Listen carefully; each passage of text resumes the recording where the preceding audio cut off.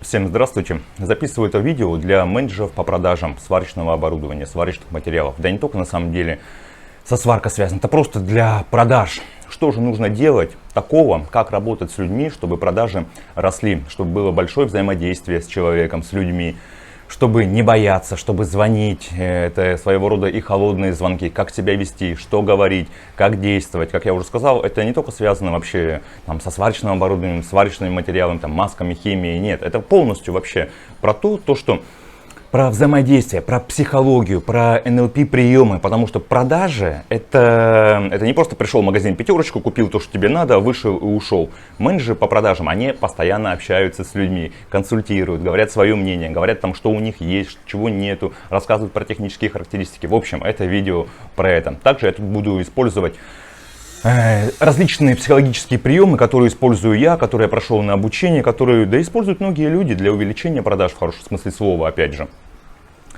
У многих есть такой стереотип, то что сварщики, когда обращаются в различные сварочные фирмы и все время гнобят менеджеров. Вот менеджер ничего не знает, плохо общается, низкая квалификация.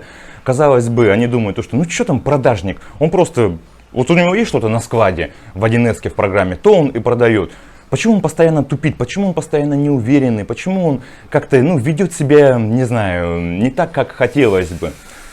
Но тут есть такой большой секрет, даже не секрет, а нюанс. А заключается он в следующем, то что вот когда сварщик работает у себя дома, когда он занимается ремонтом, изготовлением деталей, либо там сварка металлоконструкции, выхлопа сваривает, да все что угодно, он работает один. Он ни к кому и ни к чему не привязан. У него есть конкретное задание, у него есть конкретная задача сварить, потом заказчику это продать и все. То есть он завязан, грубо говоря, только на себе, он ни от кого не зависит.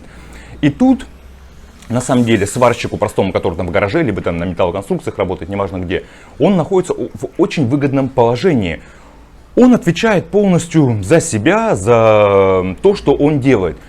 Но когда ты работаешь с людьми, это совершенно другой уровень. Почему сложно перейти из, допустим, многие сварщики, которые сваривают, которые имеют 5-й разряд, НАКС и так далее, почему они идут в продажники? Потому что они боятся работать с людьми. Потому что работа с людьми это очень-очень сложно. Даже Ленин про это говорил, что самое сложное в жизни это работа с людьми и управление коллективом.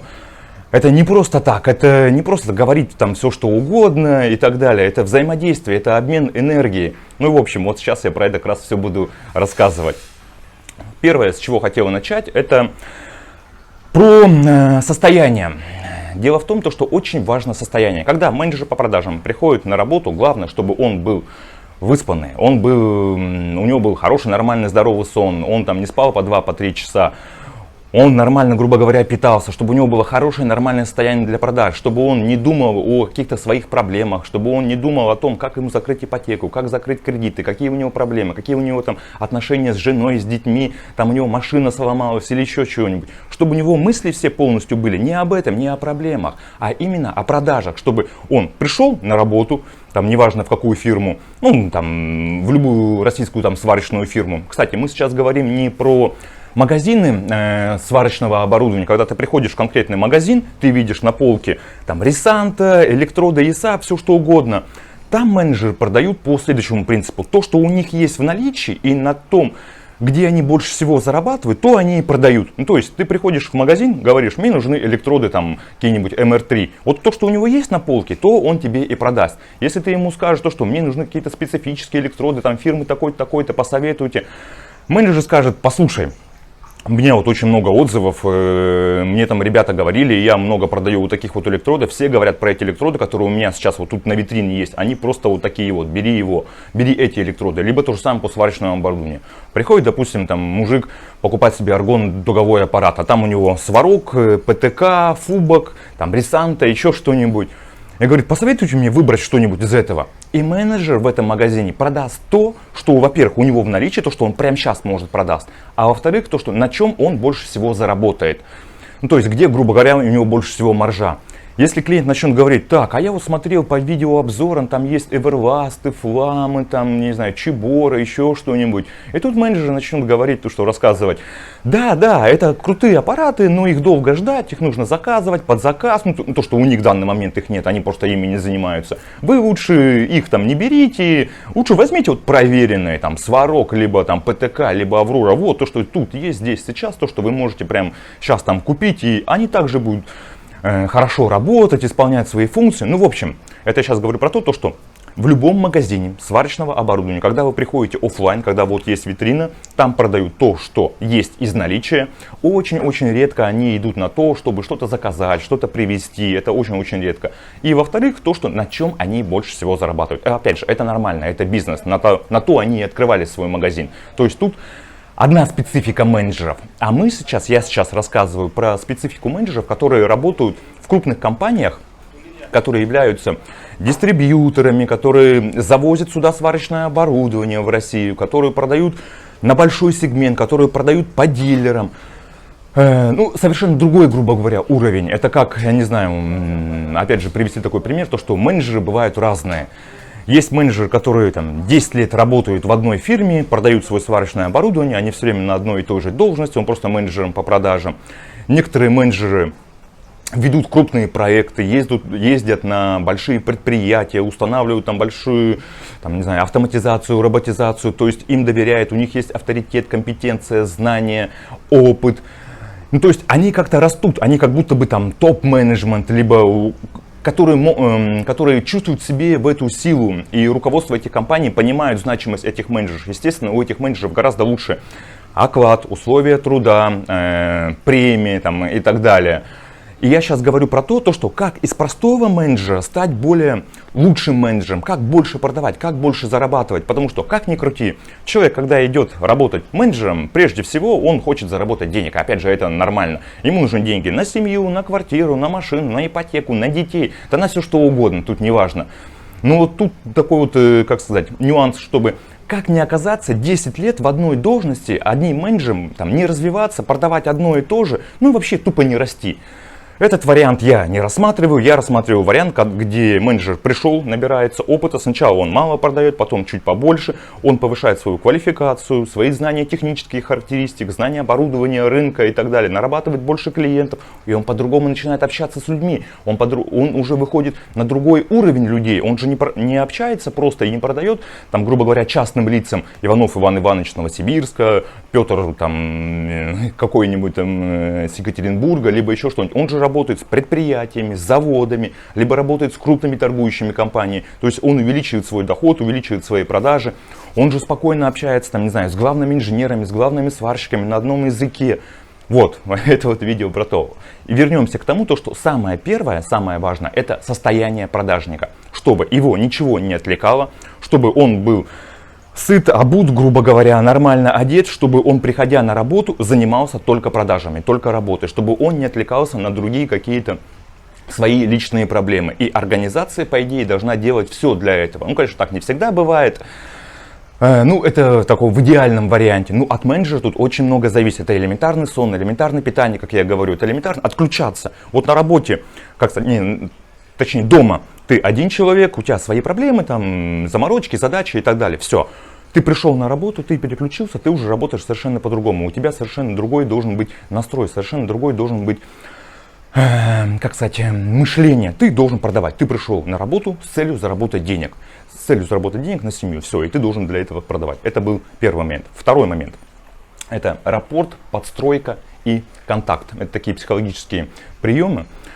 Подстройка, это и рапорт, это быть на одной волне с клиентом. Ну, допустим, вам позвонил какой-то главный сварщик, и вы должны вести себя с ним так, либо вы встретились онлайн, там, офлайн, неважно как. Вы должны себя позиционировать и вести себя так, чтобы между вами что-то было общее, чтобы была эта связь, чтобы была эта химия, чтобы между вами что-то такое вот... Вы могли на общие темы поговорить про рыбалку. Допустим, если сварщик, главный сварщик там, или главный инженер любит рыбалку, вы с ним пару слов про рыбалку. Если он любит автомобили, вы с ним про автомобили, про любимую марку. Если он где-то там служил в армии, вы с ним там какие-то армейские вообще штуки вспомнили, да, все что угодно. Это я сейчас говорю про то, чтобы был контакт именно между вами, и важно его создать. Потому что когда главный сварщик звонит там, или главный инженер, либо вы встречаетесь с ним, он вам: мне надо то-то, то-то, у меня такая задача, бюджет такой-то, такой-то. Да, это все технические моменты, это все оборудование, это вы все это расскажете чуть попозже. Но прежде всего, что перед вами нужно создать именно этот контакт доверия, чтобы между вами было что-то общее, как будто бы в одном полку служили, ну и так далее. Это вот важный такой момент, это подстройка, это рапорт, это метасообщение, это говорить на общем языке. Если сварщик в процессе разговора, грубо говоря, там главный сварщик с вами матерится, и вы чуть-чуть можете поматериться. Опять же, тут нужен такой баланс. Если сварщик там говорит, ругает свое руководство, там своего директора и так далее, вы тоже можете поругать свое руководство, своего директора. То есть, чтобы между вами было что-то общее. На самом деле это важно, это прежде всего создать этот контакт. Но не всегда он бывает. Опять же, иногда бывают такие случаи, когда нет этой химии, не получается создать этого контакта. И тогда, это по своему опыту уже сужу, либо передается другому менеджеру, либо какие-то другие приемы используются. Но если создался контакт, это уже, грубо говоря, 50% успеха, когда есть это уже доверие между вами. Второе что? Это верить в свой собственный бренд.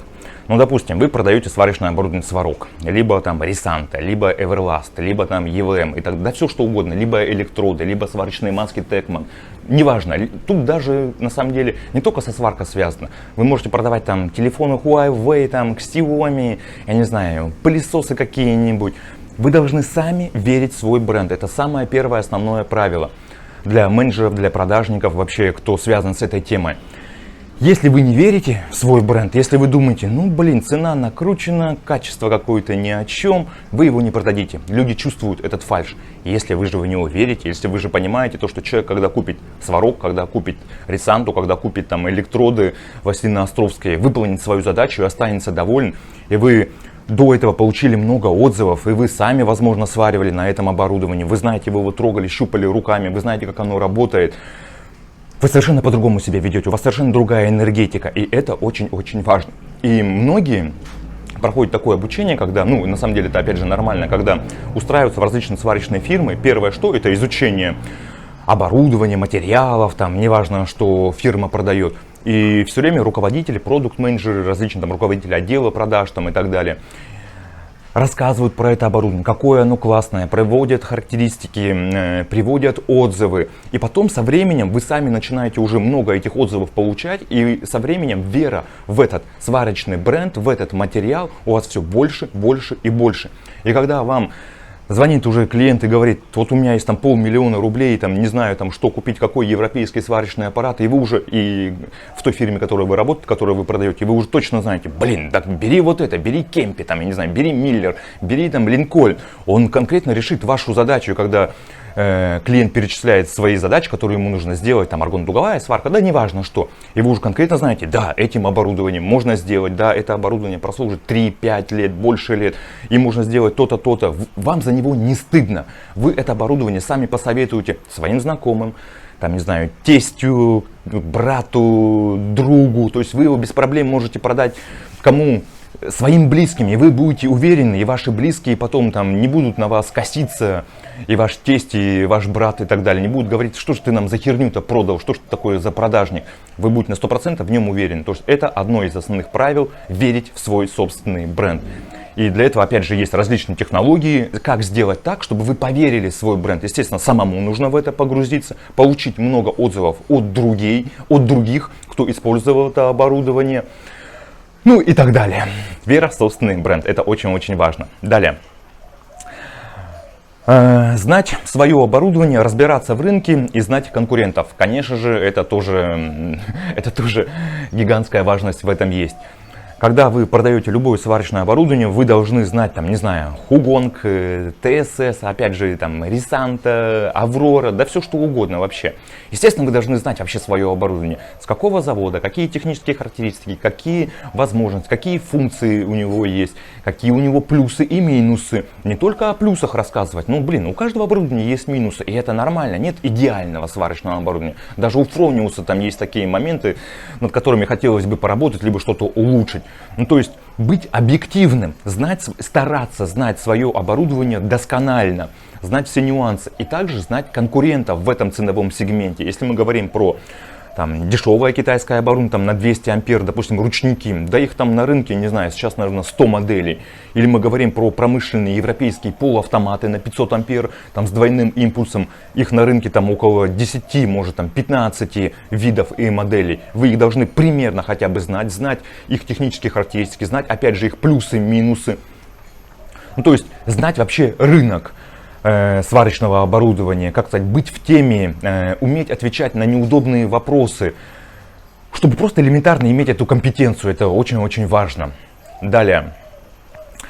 Делать акцент на плюсах своего оборудования при сравнении. Это я говорю сейчас к тому, что вот, допустим, продаете вы Чебору, там, EVM, Кемпи и так далее, и многие постоянно сравнивают с оборудованием Fronius. У нас оборудование точно такое же, как Fronius. Я сейчас говорю про 500 амперный, допустим, полуавтомат или там, либо про аргонники.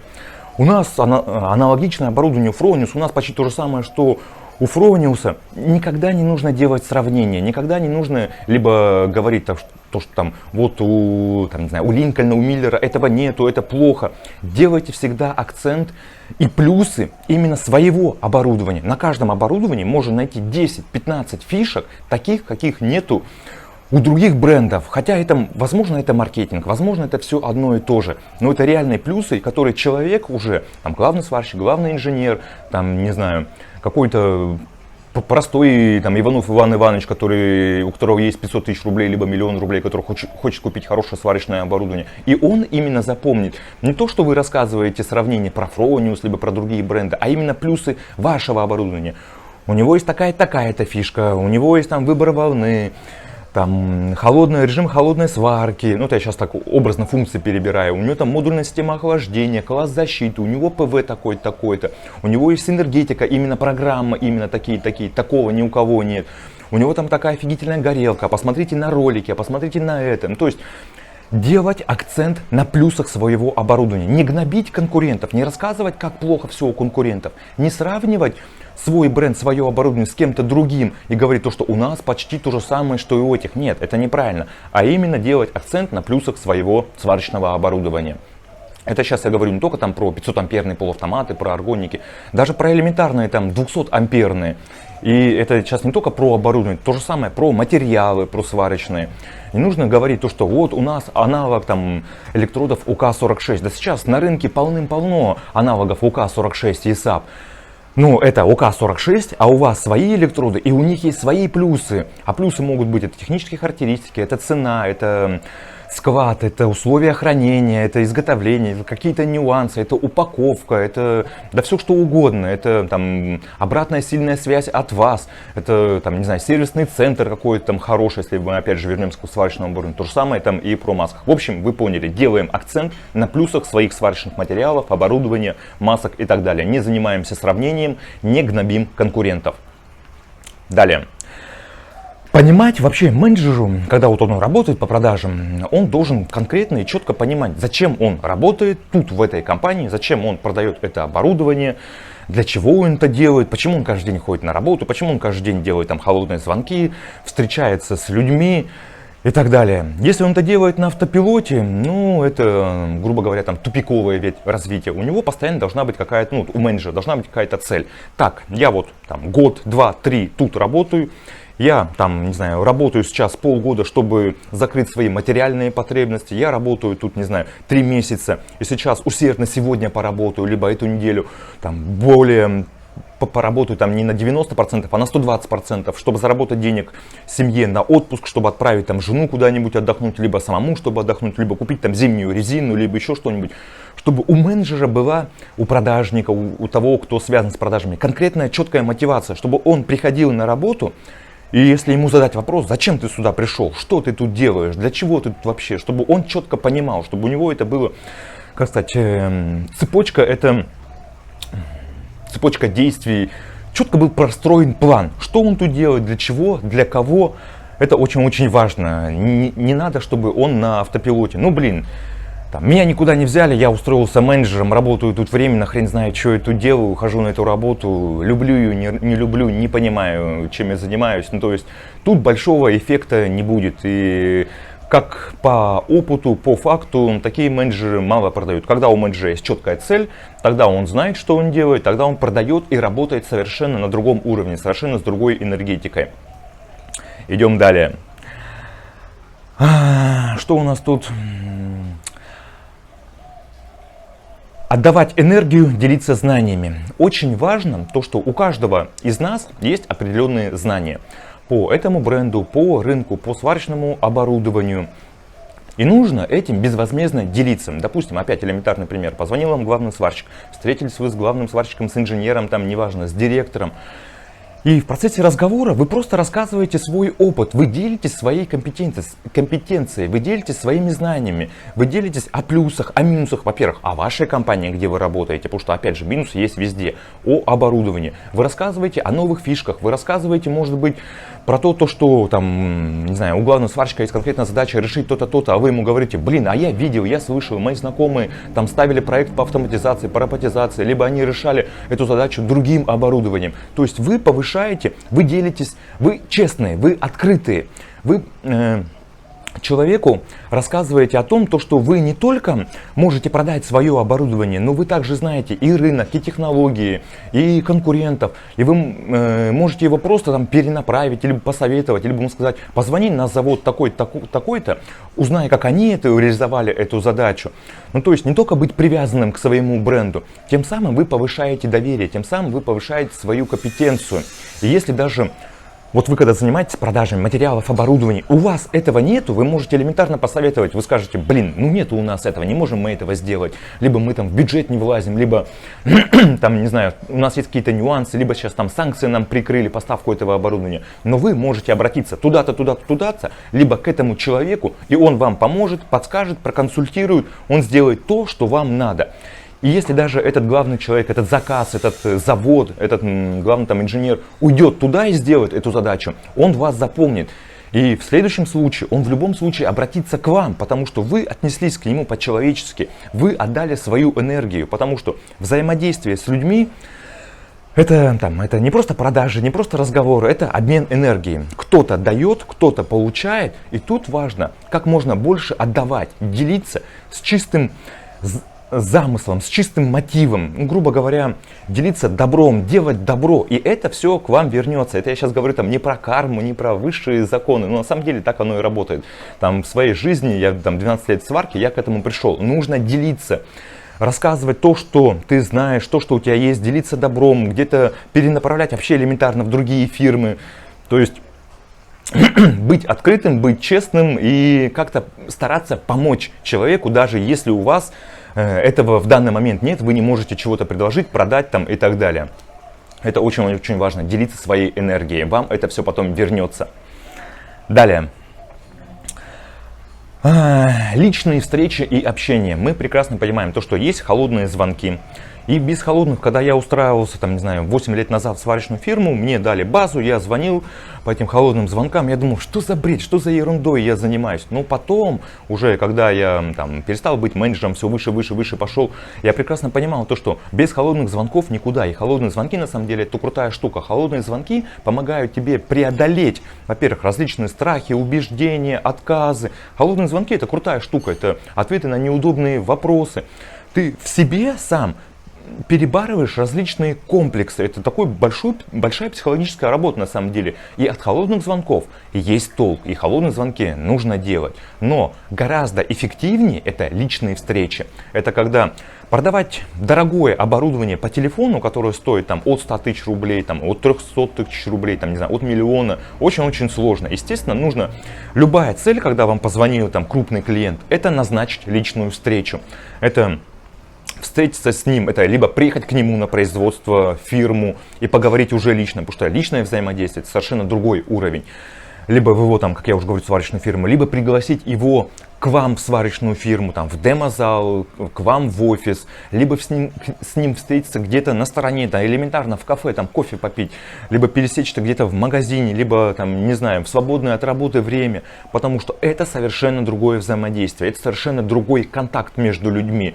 То есть любая, по идее, цель звонка, когда у вас есть входящее либо письмо, это напроситься, ну, так это сейчас грубо так звучит и плохо так звучит, ну, попытаться организовать личную встречу на его площадке, на его территории, либо на вашей территории, либо где-то между, либо где-то на обоюдной, удобной территории. То есть добиться личной встречи, а уже при личной встрече уже устраивать взаимодействие и уже, грубо говоря, выходить на новый уровень и там заниматься своей работой. Далее. Демонстрация у клиента. Также конечная цель, если вы занимаетесь демонстрациями и вообще активные продажи, демонстрации у клиента, демонстрации сварочного оборудования, сварочных материалов, роботов, там, да всего чего угодно, масок. Самый крутой эффект это опять же от холодного звонка, от входящего звонка, от простой там переписки по почте, это напроситься на демонстрацию. Приехать к клиенту, приехать со своим оборудованием. Обычно, когда приезжают, не просто привозят свое оборудование, а привозят что-то еще, там, одну модель, две модели оборудования, привозят с собой еще, возможно, там, маски, горелку, расходку, электроды. Ну, то есть на демонстрации гораздо лучший эффект получается продать что-то. Элементарно, этим пользуются, я не знаю, даже там, в автосалонах. Когда вы смотрите по YouTube, вы хотите купить себе там автомобиль, вы смотрите YouTube каналы, вы смотрите отзывы, вы смотрите там, не знаю, видеоролики, общаетесь с людьми и так далее. Это все одно. Но когда вы приезжаете в автосалон, когда вы сами сели за автомобиль, проехались, там сделали тест-драйв, и у вас совершенно другие впечатления, вы совершенно по-другому на это реагируете. Те минусы, которые говорили на форумах ваши друзья, видеоблогеры, там, обзоры, это уже сейчас все по-другому имеет смысл и значение. Вы сами потрогали, пощупали, проехались. И тут то же самое про оборудование.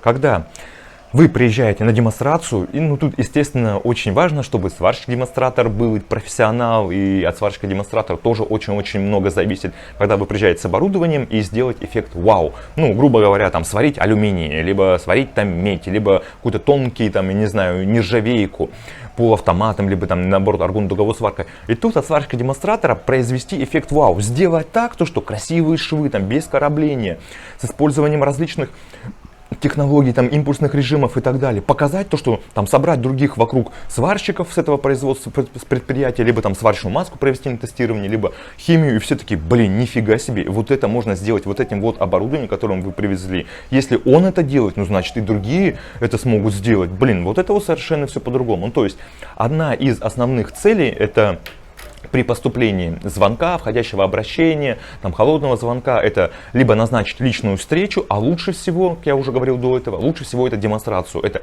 приехать, даже если клиент говорит, мне ничего не надо, у меня все есть, у меня все работает, у меня все устраивает. Нет, не нужна мне демонстрация. Нет, все равно лучше приехать, лучше продемонстрировать, показать, как это все работает. Более подробно прям в цеху рассказать, показать, продемонстрировать. Даже если он у вас сейчас это не возьмет, не купит, во-первых, у него останется очень большой такой шлейф информации, то, что вы к нему приезжали, то, что можно решить конкретно какие-то технические задачи с помощью вас, с помощью вашей фирмы, то, что вы всегда открыты. Если у него в будущем что-то появится, либо у него может завтра что-то сломаться, либо у него новый заказ появится, он всегда знает то, что вы приедете, и у него вообще останется память. Ну, в общем, демонстрация это круто. И одна из основных задач это попытаться организовать демонстрацию сварочного оборудования, либо, ну, опять же, мы сейчас говорим не только там про сварку, вы можете продавать все, что угодно, это сварочный материал, все, что связано со сваркой, да и не только со сваркой, у клиента. Это совершенно другой эффект, совершенно другой уровень. И результативность тут будет гораздо-гораздо выше, чем, естественно, по телефону. Далее, быть честным. Да и вообще не в последнее время люди сами по себе, каждый по себе, там, это хороший психолог, у каждого есть свой жизненный опыт, свой бэкграунд. И люди чувствуют, когда им пытаются продать, точнее, какую-то ерунду, какое-то фуфло, какие-то там пылесосы, которые там стоят космических денег, либо какой-то там ненужный товар, какие-то там акции и так далее. Когда люди пытаются продать, ну, что-то такое, не знаю, нехорошее, то, что не стоит своих денег. И тут очень важно быть честным с самим собой и для людей, и быть объективным, потому что чувствуют люди фальшь. Это все прям на энергетическом, на психологическом уровне чувствуется. Если вы начнете рассказывать сказки, если вы начнете там, не знаю, умалчивать, либо завуалировать, либо уходить там от каких-то вопросов, ответов, это все чувствуется, и люди сразу же чувствуют, где-то, блин, тут подвох, что-то тут не так. И тут нужно там, ну, опять же, смотря какой у вас контакт с клиентом, грубо говоря, там, крыть правду маткой, говорить там, как я уже говорил, о плюсах, о минусах. Да, есть плюсы такие-то, такие-то, да, есть минусы такие-то, такие-то. Цена вот такая-то, такая-то. Но цена обеспечена и обоснована тем-то, тем-то, тем-то. Мы не пытаемся там, и я не пытаюсь вас там надурить и продать вам, я не знаю, там, вы не будете там, ну, там, про акции, опять же, сейчас что-то вспомнил, потому что постоянно телефонные эти звонки, там, трейдеры звонят, либо там продают пылесосы, либо там, ну, всякую херню. И ты понимаешь, ну, какую фигню они тебе втюхивают, либо эти кредиты постоянно. Ну, то есть, такой уже вот негатив. И тут главное не стать таким же человеком по телефону, при личной встрече, не пытаться продать что-то такое, и там, не пытаться обмануть клиента. Фальшь и обман, он всегда раскрывается. И вам это все опять же вернется. Это мы сейчас говорим не просто про карму, не просто про энергетику. Ну блин, это работает, так оно и есть. Будьте честными. И это одно из важных вообще правил продажника. Быть элементарно честным. Естественно, бывают такие моменты, когда там немножко вуалируют, немножко говорят не так, как оно и есть. Такое бывает, но такой прям открытый и стопроцентный обман, нет, не уходите в это, не говорите так, и ни в коем случае не занимайтесь этим. Вам это все опять же это вернется, это плохо. Дальше. Держать границы. Держать границы, что я имею в виду? У каждого человека, у нас, у продажников, да не только у продажников, там, у менеджеров, у руководителей, там, у продукт-менеджеров, да у кого угодно, есть границы. Дозволенного и недозволенного. Есть личная граница, есть там общая граница, и важно их правильно держать. Если вам клиент звонит там постоянно, я не знаю, там, или привык, либо вы так сделали, то что он там в нерабочее время вам звонит, там 8 часов вечера поболтать он любит, либо там может с утра позвонить, либо как-то он уже переходит всевозможные границы, либо он уже вам что-то такое рассказывает, что вам неприятно, что вам уже, блин, ну это нафиг не надо, когда он вам подсаживается на уши, когда он вам начинает нести какую-то околесицу, предлагает вам там вступить в какую-то там секту, либо еще что-нибудь. Такие клиенты бывают, и таких много, когда ты вроде бы с ним честный, ты с ним добрый, ты с ним открытый, ты, блин, решаешь его вопросы, его задачи, ему помогаешь, а он как будто бы чувствует в тебе эту слабину и начинает все больше и больше на тебя подсаживаться, все больше и больше от тебя требовать, от тебя там, я не знаю, у тебя что-то там выманивать, вытягивать. То есть тут важно это видеть, это пресекать и говорить: так, стой, блин. Вот у нас есть там личное общение, мы с тобой можем поговорить про рыбалку, можем с тобой, блин, съездить на рыбалку, можем с тобой сходить там куда-нибудь на концерт, нам нравится там одна и та же музыка, мы можем с тобой там, не знаю, потусоваться в парке, либо в баре там встретиться, попить, ты, блин, веселый парень, это все нормально.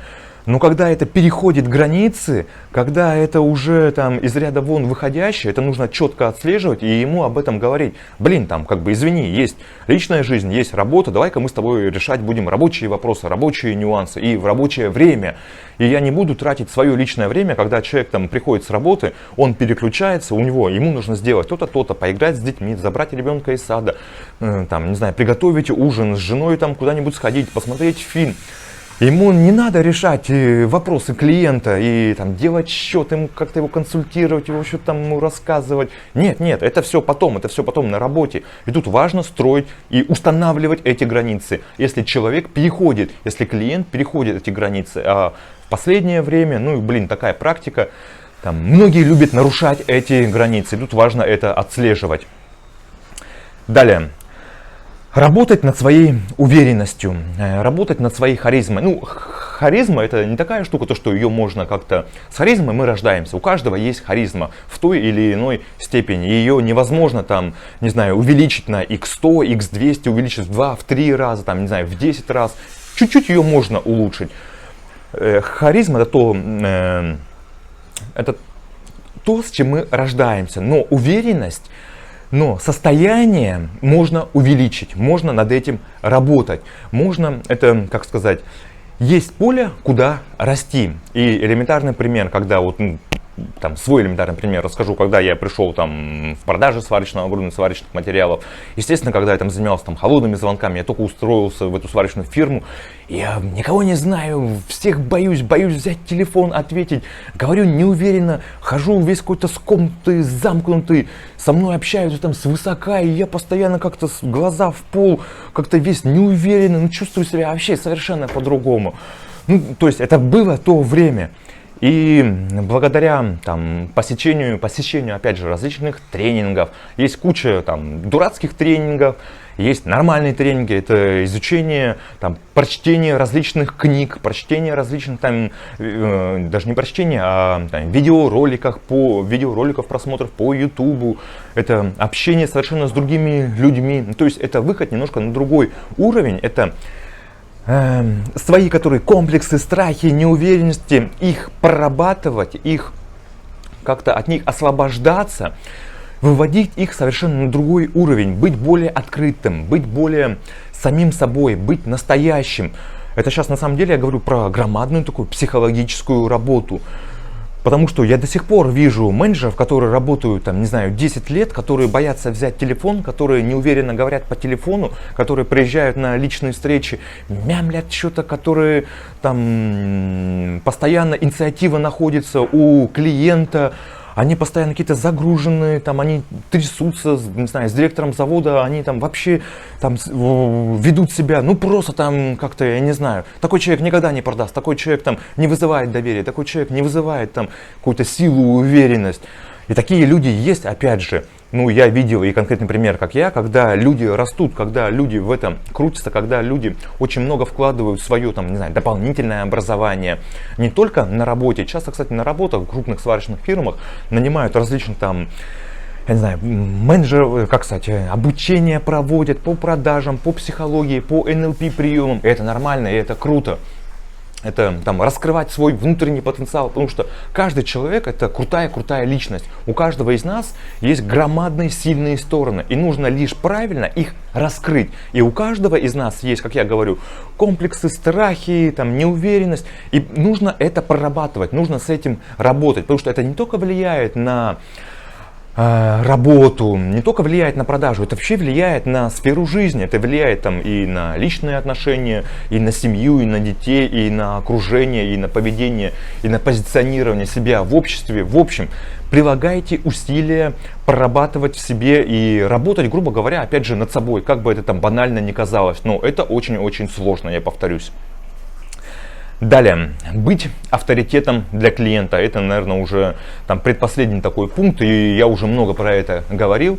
Ну, то есть, естественно, это изучать сварочный рынок, изучать информацию, то, что связано, то, что сейчас в данный момент происходит на рынке, какие бренды ушли, какие остались, какие сварочные крупные фирмы есть, как дела у конкурентов, общаться с своими друзьями, знакомыми, которые работают в других сварочных фирмах, общаться постоянно, там, не знаю, там, не забывать, когда вы поставили какую-то крупную поставку, либо просто там продали аппарат сварочный, там, не знаю, через полгода набрать этого клиента и сказать, там, ну что, Иванов Иван Иванович, привет, там, как дела, как аппарат, там, как сварочная проволока, как маска, как себя показывает, какие там плюсы и минусы, что говорят соседи, там, ну, я не знаю, там, по цеху, по предприятию. То есть это там быть подписанным на всяких там блогеров, читать форумы, когда вам задают какие-то там неудобные вопросы, там, не говорить то, что вы не знаете, а то, что там хороший вопрос, я отвечу на него чуть позже, когда узнаю. То есть, там, не знаю, записывать что-то для себя, искать информацию в интернете, там, я не знаю, про сварку алюминия, на самом деле там куча нюансов, про сварку чугуна, про сварку бронзы, там, про какие-то сложные технологические функции, методики, технологии.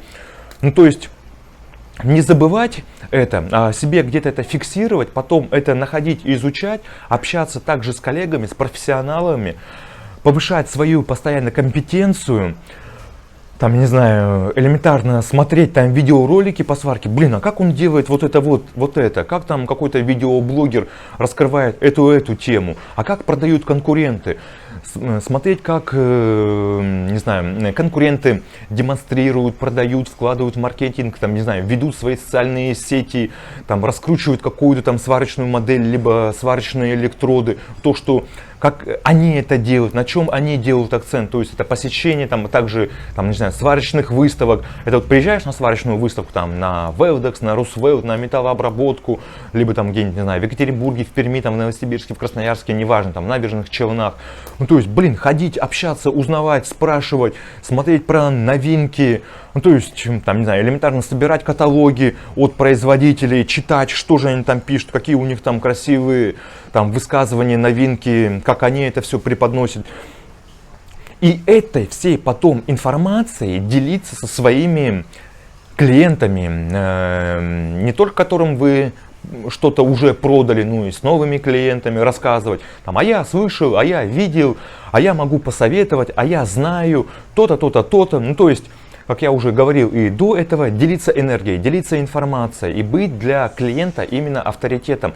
Даже если элементарный вопрос, там, не знаю, если вы продаете там 200-амперный ручной дуговой аппарат там, для, ну, обыкновенный там ручник ММА сварки. Это, как я уже говорил, их на рынке там 100 брендов, 100 моделей. Но у каждого из них есть свои нюансы, свои изюминки. А вы знаете, так, у этого бренда сервисный центр закрылись, у этих сейчас плохо там, не знаю, там с логистикой у них все плохо, там что-то там, в этой фирме ушли менеджеры, там у конкурентов, там лучше сейчас к ним не обращаться, у них там сейчас плохо с заказами, со складом, с запчастями как-то в последнее время там на них жалуются. Ну, то есть быть объективным, делиться этими знаниями с клиентами. Наверное, это такое у меня первое видео. Тут я и про свой опыт немножко рассказал, и вообще про продажи в целом, потому что продажа это не просто продажа, это взаимодействие, это большая-большая работа с людьми. Такое вот первое видео записал, наверное, следующее видео я буду акцентировать внимание больше на НЛП приемов, потому что я там куча курсов по НЛП прошел, там и сам немножко преподаю про психологические приемы, там я там закончил Московский институт психоанализа, я знаю, что это такое, я знаю, как сложно работать с людьми, как найти конкретный подход к каждому клиенту, но хотя не всегда так бывает, как себя вести, как себя позиционировать, как там работать над своими убеждениями, как я уже говорил, комплексами, страхами и так далее. И в будущем я планирую записывать видео именно на эту тематику. Ну и также, естественно, это будет связано со сваркой, с продажами, со сварочным оборудованием, материалами, брендами там, и так далее. И чуть больше может рассказывать про свой личный опыт, где я работал, как я работал, с чего я начинал там, и к чему я пришел. Все, наверное, тут уже больше сказать нечего. Для первого видео этого хватит. Всем спасибо большое за просмотр. Пишите комментарии, что было интересно, что было важно, что понравилось, что не понравилось. Опять же, это нормально. Я буду на них отвечать. Ну все, всем хорошего дня. Спасибо большое. До свидания. Пока.